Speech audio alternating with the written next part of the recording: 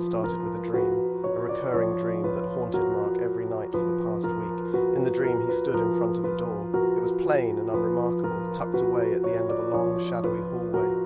There was nothing particularly sinister about it at first, but every time Mark reached out to open it, a cold, creeping fear paralyzed him. The door never opened in the dream, but something told him it desperately wanted to be opened. It needed to be opened.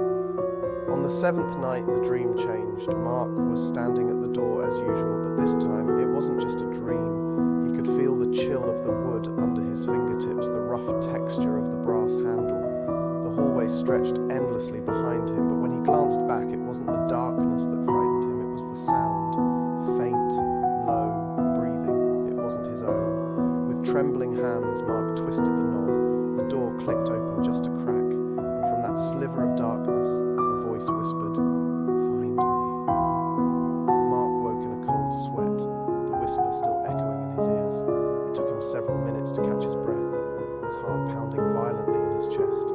But as the fear began to subside, his eyes slowly adjusted to the darkness of his bedroom, and that's when the real horror began. The door from his dream was there.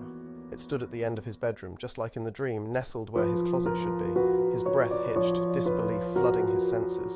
He hadn't imagined it. This wasn't some lingering remnant of the nightmare.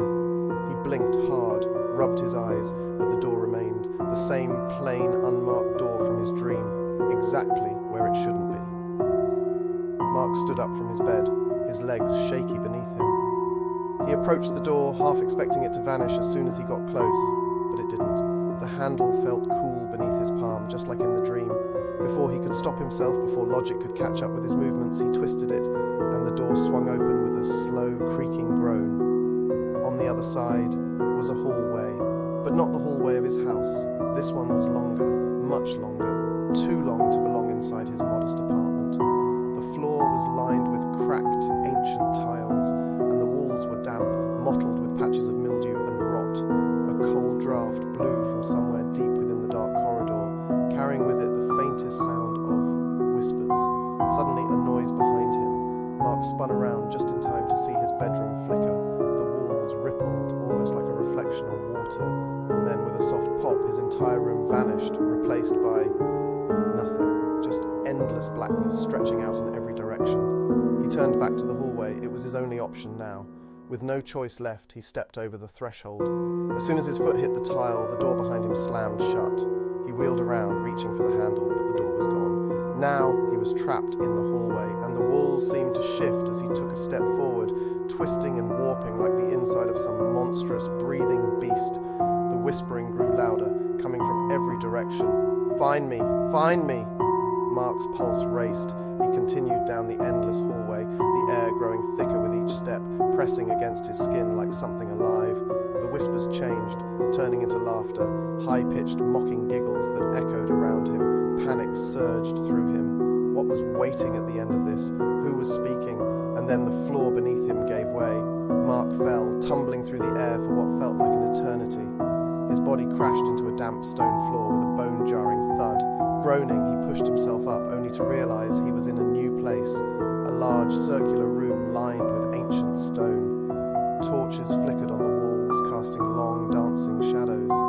In the center of the room stood a pedestal, and on that pedestal a black box, small, unadorned, but radiating a strange, pulsating energy that sent a chill down Mark's spine.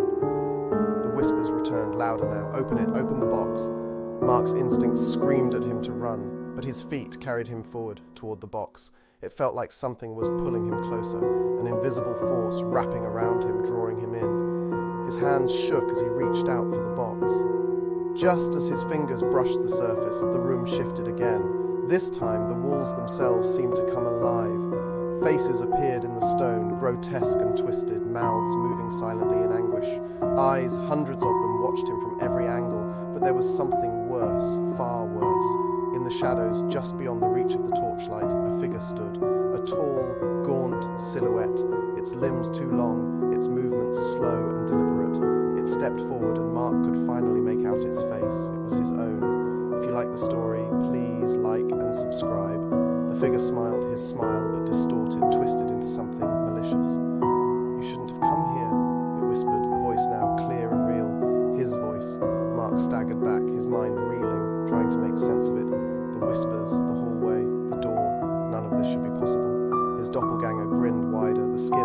eyes stretching unnaturally. "I needed someone to take my place," it said. "You opened the door." The realization hit Mark like a punch to the gut. What are you?" The other Mark tilted its head. "I'm you, or I was. Now you belong here." Mark turned to run, but the walls closed in around him. The faces in the stone began to scream, their mouths widening into grotesque, gaping maws.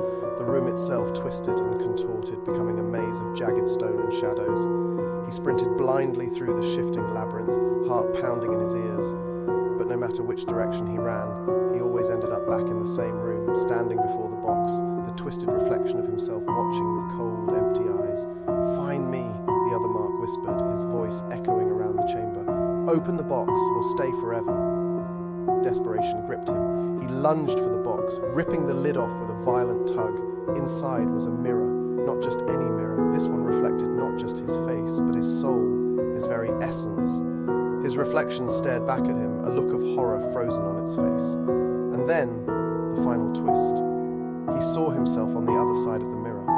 He wasn't in the room anymore. He was in the glass, trapped, staring out at the real world. His doppelganger, the twisted version of himself, was the one holding the box now, smirking down at the mirror. "No!" Mark screamed, banging his fists against the glass, but his voice didn't carry. He was a reflection now, a prisoner in the mirror. The other Mark placed the box back on the pedestal, his eyes cold and distant. He walked out of the room, leaving Mark trapped inside the glass, screaming soundlessly. As the room grew darker, the last thing Mark heard was the faint, mocking whisper of his own voice. "Find me." Back in his bedroom, the door reappeared.